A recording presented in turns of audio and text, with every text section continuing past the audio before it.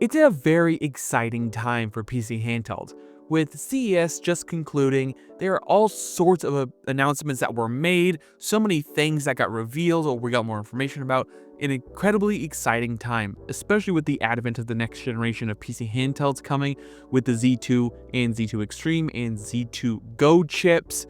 Those on top of that, being included in some of the next handhelds that we're seeing, the next generation Lenovo Legion Go and the Lenovo Legion Go S. But something that I feel like a lot of people haven't considered yet is the original Legion Go. From the information we know, the Legion Go S is going to be using both the Z2 Go chip and the Z1 Extreme chip. We don't yet have concrete numbers on how the Z2 Go chip is going to perform, but we already know pretty extensively how well the Z1 Extreme does perform.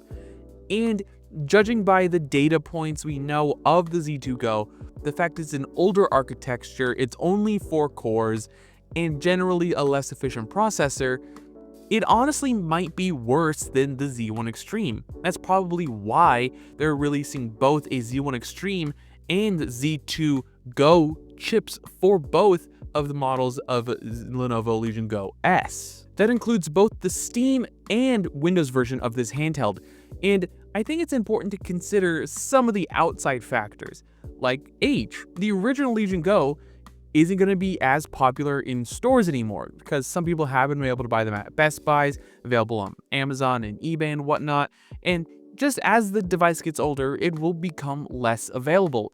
And I haven't heard whether or not yet they are discontinuing the original Legion Go, thus making it harder to get your hands on.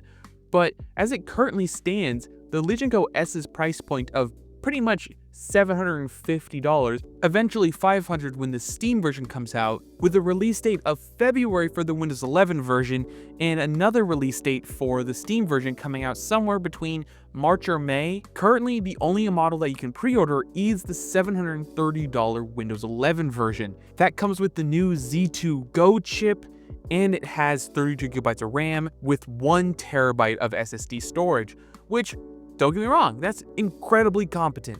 But at $730, you can buy yourself an original Legion Go with the Z1 Extreme chip, 1TB of storage, 16GB of RAM, but still pretty decent, and it will cost you around $400 to $500 brand new. And if you go to the used markets, it's going to cost you anywhere between $300 to $250, maybe $300. And of course, I do understand shopping on eBay is hyper dependent on timing, market conditions, and just the general availability of the device, so it's not a realistic solution for most people, but if you spend like a good week or two just stalking eBay, you will eventually find a good deal.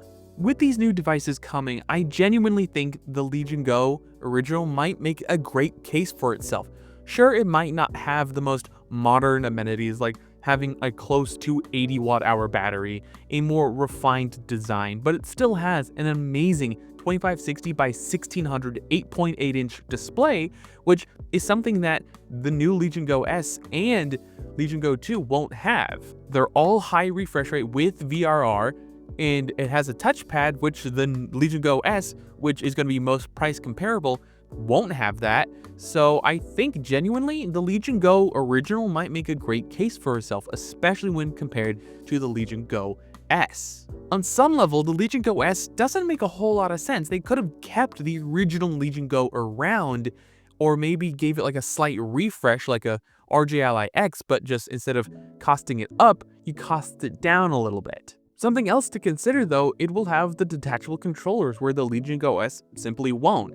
And these two devices are going to be pretty similar when it comes to price, if not a little bit cheaper than the new one. And that's not even to mention the potential for open box deals found at Best Buy, which again, also super dependent on timing and local availability, but it's still a thing to consider. I've known multiple people who've got their hands on Legion Go's and RG Allies that way, and they were a killer deal. A buddy of mine was able to pick up an RG Ally for $290. The only reason why they went to RG Ally instead of the Legion Go was because of that killer price. And it's not to say the Legion Go didn't have a good price, that one was just $350. And that was also mostly due to because that was in excellent condition, while the RGI he got was in fair condition, so it made it considerably cheaper, which it's also important to take in consideration. If you're not comfortable going used, you can still buy the device and return it with the same exact return policy as any normal purchase would have from these stores. So I would say risk it. If it just comes bad, return it. In the past, I even known people to buy CPUs from Best Buy or any of these other stores like Micro Center or something, and buy CPUs, overclock them to see whether or not it was like a golden sample that had the best boosting characteristics, and if it didn't, they just return it and then try again in the CPU lottery. It's important to, if you do that, cycle around the stores you're doing that to, because they will eventually figure out what you're doing and put a stop to it. It's just a whole bad idea to go do that, but if you do, at least be smart about it. But in the grand scheme of things, modern CPUs don't really require that because they can already have dynamic boost and all that stuff already enabled, which already boosts it to the maximum capabilities. You don't really necessarily have to overclock nowadays. But tangent aside, the Legion Go is still going to be one of the best devices, and I'm full in confidence when I say it's a good buy still. You don't need to even consider waiting for the Legion Go 2 or S when you could have a Legion Go original and have a just okay and plenty fun with that device instead of having to maybe compromise with the Legion Go S. And it's important to bear in mind, this is comparing against the $730 one that you can buy currently with Windows 11. Once the SteamOS version comes out sometime March or May, that is where the conversation gets a little bit more complicated. You can install things like Bazite or Halo OS or even SteamOS if you want to get real jiggy with it on the Legion Go currently. But it's not going to be as simple and clean as a native version of SteamOS going to be found on the Legion Go S. On top of that, the Legion Go S variant of SteamOS is going to also be about $500, $230 cheaper than the Windows version. And about that time, they'll also start releasing the Z1 Extreme equipped versions of these devices, which I anticipate would be more expensive than the Z2 Go chips. I feel like this is a very interesting comparison because it's almost like you're comparing the Legion Go to the Steam Deck, but it's a Legion Go device compared against the other Legion Go device in this instance. And that makes the conversation a little bit more interesting in my opinion, because you're not only weighing against the same device essentially, just new design with SteamOS essentially, but it's also just a comparison in value and how interesting these devices will age. Assuming you get the version of the Legion Go S with the Z1 Extreme chip, it should functionally be identical to the original Legion Go, but it'll just have SteamOS natively, but now it'll probably end up being about the same price as an original Legion Go. So you'd exclusively be buying it for SteamOS, sacrificing the larger screen and the detachable controllers, which some people might not find useful, but it is an important thing to take into consideration. But all this realistically becomes a moot point if the Z2 Go chip turns out to be pretty decent.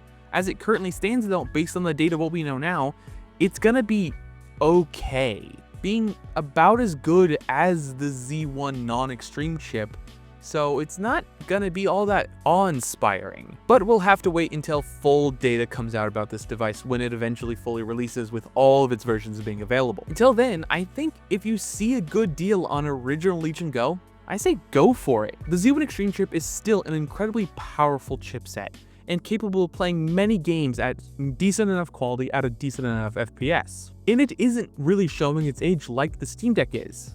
I certainly believe the original Legion Go is going to more than likely survive 2025.